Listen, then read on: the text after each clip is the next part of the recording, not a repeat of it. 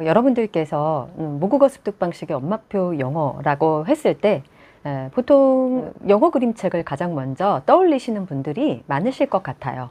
근데 늘 말씀드리지만 사실은 언어를 습득한다는 것에 가장 1차적으로 필요한 요건은 생활 반경에서 들리는 생생한 영어의 소리들이거든요.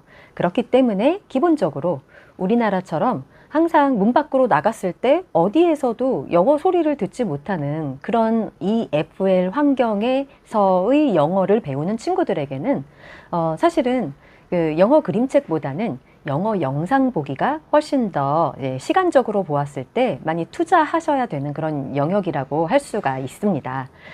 그런데 이제 엄마표 영어를 전하시는 분들 중에 영어 그림책 전문가 선생님들이 많으시기 때문에 영어 그림책을 읽어는 주고 싶은데 발음이 좋지 않아서 좀 걱정이다, 이런 말씀을 하시면서 걱정하시는 그 마음을 이해를 합니다. 그런데 예전 채널에서는 영어 발음이 하나도 중요하지 않다, 이렇게 말씀을 드리면서 그 근거로 반기문 총장님 예전에 한번 언급을 한 적이 있습니다. 어떻게 생각하면은 이제 굉장히 좀 촌스럽게 느껴지는 콩글리시 같은 그런 발음인데도 불구하고 실제로 그 유엔에서 근무하시면서 그 유려한 그런 문해력이나 업무적인 고급 어휘들을 사용하셔서 충분히 사람들에게 의견이나 생각을 전달하고 지식을 전달하는 일을 하는 데 있어서는 전혀 문제가 되지 않기 때문에 오히려 그 발음보다 더 중요한 것은 콘텐츠 전문성이기 때문에 발음이 전혀 중요한 것은 아니다,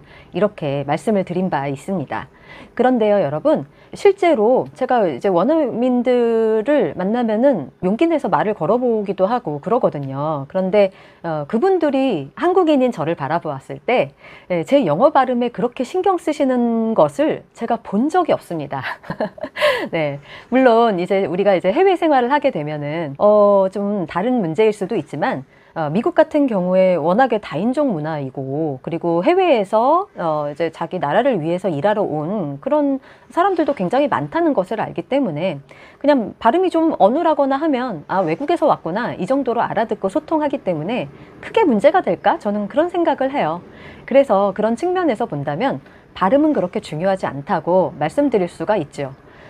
그렇다고 해서 발음이 하나도 중요하지 않은 건 아니겠죠. 왜냐하면 영어 발음이라는 거 자체에 뭐가 들어가냐면 억양, 인토네이션 이런 게 좀 들어가잖아요. 뭐 강세라는 것도 있고, 그리고 연음이 너무 많다 보니까 자꾸 놓치게 되는 부분들도 분명히 많으실 거라고 생각이 되어져요.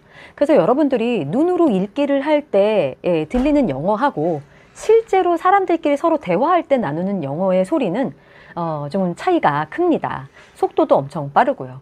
그렇지만 우리는 적어도 이제 원어민들이 알아들을 수 있을 정도의 발음은 좀 연습을 할 필요는 있다고는 생각을 합니다. 우리나라에는 없고 원어민들만 가지고 있는 발음이 있잖아요. R 발음이라든지 쉬 발음이라든지 보통 우리가 으라는 말을, 우리 모음에는 존재하는 으 있잖아요. 으 발음이 실제로 미국에는 없기 때문에 저는 한글로 영어 표기하는 것도 사실은 많이 권하지 않고 있어요. 자연스럽게 아이들이 습득하는 모습도 많이 보았기 때문에. 그래서 trash 하면은요, 에 발음만 좀 모음으로 들어갈 뿐이고 trash 이렇게 우리나라 말로 하면 꼭 으도 있고 이도 있는 것 같은, 적어도 그런 발음으로 가르쳐 주지 않으려면 실제 생생한 원어민의 소리를 많이 듣는 것은 필요하고 연습도 할 필요가 있다고 생각을 합니다. 왜냐하면 미국 사람들에게 존재하지 않는 모음들이잖아요. 뭐 이런 것들. 그렇기 때문에 연습이 필요할 수는 있으나 우리가 아이들에게 적어도 책을 읽어주는 양이 그렇게 많지가 않다면 크게 문제가 되지는 않을 것 같아요. 근데 문제는 뭐냐면요, 여러분.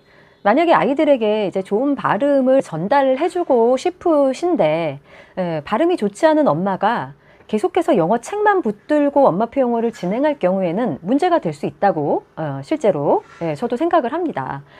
왜냐하면 생활 반경에 영어 소리를 들려주는 양이 굉장히 적어가지고 아이들이 미처 그 세세한 영어 음소를 구분을 할 기회가 그렇게 많지 않다든가, 그리고 이제 영어 영상을 거의 안 보여주시고 책으로만 진행을 하시는데 엄마의 약간 어눌한 발음을 자꾸 듣게 된다면은 영향이 갈 수도 있겠죠. 그럼 이거를 어떻게 해결할 수 있겠습니까?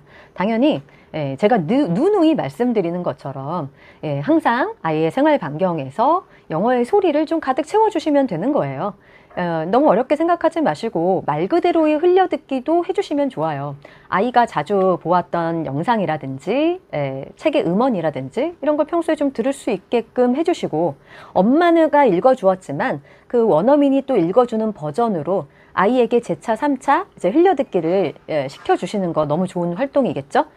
뿐만이 아니라 항상 우리가 맥락을 통해서 영어를 배울 수 있도록 보통 영어 영상 보기를 활용하는데요. 그 시간도 좀 여러분들께서 흔들리지 않고 좀 잡아주시는 그런 루틴을 만들어 가시면은 아이에게 나쁜 발음이 전이되는 경우는 흔치 않을 거예요. 왜냐하면 아이들도 이거 더 좋은 영어 발음이 뭔지 재빠르게 알아채거든요. 그렇기 때문에 더 좋은 발음을 따라갑니다. 그래서 제가 항상 드리던 일례가 뭐냐면요. 어느 순간에 보면은 우리 딸아이가 저보다 발음이 더 좋아요. 어느 순간에 오히려 저한테 발음 지적을 하기도 했답니다. 그렇다고 제가 영어 책을 안 읽어준 것도 아니잖아요. 저도 초반에 몇 개월을 이제 영어를 읽어주었는데 제 발음을 뛰어넘는 발음을 하더라고요. 그래서 왜 그런 일이 생길까요? 당연히 평소에 영어 소리를 넘치게 들었기 때문에 엄마 발음이 진짜가 아니고 이 발음이 진짜구나 하는 거를 아이가 알아서 그거를 좀 선택해서 듣는다라는 생각을 그때 하게 되었습니다. 저뿐만이 아니라 엄마표 영어로 성공하신 가정에서는 어디에서나 좀 들을 수 있는 내용이죠. 그래서 오랜 기간 제가 엄마표 영어를 다루고 있다 보니 이제 많은 구독자 여러분들께서 이제 후기 댓글 달아주시잖아요. 그 후기 댓글 중에 그런 말 되게 많이 들었어요. 며칠 전에도 들었는데 이렇게 영어 학원에 테스트를 갔더니 영어 발음이 너무 좋다고 한다. 뭐 이거는 엄마표 영어를 함으로써 얻을 수 있는 그 많은 유익 중에 아주 작은 부분이기는 하지만 어떻게 보면 좀 공통적인 얘기니까 이 말씀을 좀 해드리면 걱정하지 않으셔도 되시지 않을까라는 생각이 듭니다. 근데 발음은요, 사실은 영어 선생님을 하시는 분들에게는 좀 중요한 게 맞는 것 같아요. 연습하실 필요도 있고, 내가 만약에 아이들을 저처럼 뭐 공부방에서 가르치겠다 그러면 좀 연습을 하셔야 될 필요는 있겠죠. 엄마표 영어를 넘어서 그때는 이제 다른 아이들에게 좋은 발음으로 가르치셔야 되고, 그래서 저는 연습을 한 측면이 있어요. 그리고 제가 아무래도 우리나라의 그 많은 학부모님들은 영어 발음 여전히 중요하게 생각하시기 때문에, 왜냐하면 그분들의 아이들의 생활 반경에서 영어가 들리지 않기 때문에 영어 수업에서만큼은 좋은 영어 선생님의 발음을 들려주고 싶으셔서이지요. 하지만 우리 모국어 습득 방식의 엄마표 영어를 하는 가정은 어떻습니까? 항상 좋은 영어 발음이 넘치도록 일상에서 매일매일 흘러나오기 때문에 그 걱정은 안 하셔도 된다라는 말씀입니다. 네, 그러면 오늘 영상이 엄마표 영어를 좀 처음 시작하고 싶지만 내 발음 때문에 좀 걱정이 된다 하시는 분들에게 충분히 도움이 되셨을 거라 생각을 하면서 오늘은 이걸로 마치고 저는 다음 영상에서 뵙는 걸로 하겠습니다. 네, 감사합니다.